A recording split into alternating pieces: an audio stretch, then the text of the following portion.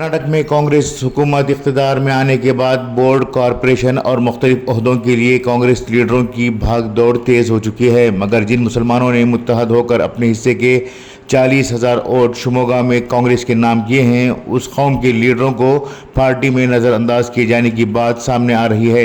Election के दौरान मुस्लिम लीडरों के साथ किए गए वादे और दावे अब अमली तौर पर खोखले साबित हो रहे हैं।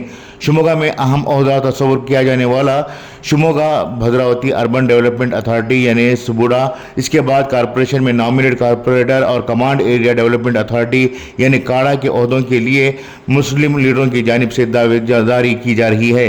इसी तरह से मुख्तलिफ ओहदों के लिए भी कांग्रेस पार्टी में दावेदारी की जा रही है।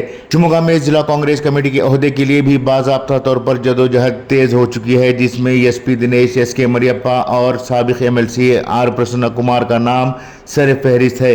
हालांकि मौजूदा सदर एचएस सुंदरेश ने जिले में कांग्रेस पार्टी को 3 असेंबली हलकों में कामयाबी दिलाने का सेहरा अपना सर बांध लिया है, मगर वो अब सुबुडा के सदर के ख्वाहिशमंद हैं। वहीं दूसरी जानिब हिस्सी योगेश के इलेक्शन में योगेश के साथ दिखाई देने वाले साउथ ब्लॉक कांग्रेस के साबिक सदर काशी विश्वनाथ भी सुबुडा या जिले सदर के ओहदे के लिए दौड़ धूप कर रहे हैं। काशी विश्वनाथ को सुबुडा या डीसीसी सदर बनाने के लिए योगेश बेंगलुरु में काफ़ी मेहनत करने की बात सामने आई है और काशी को अपने साथ कांग्रेस के तमाम लीडरों के दर पर ले जाने की बात भी कही जा रही है।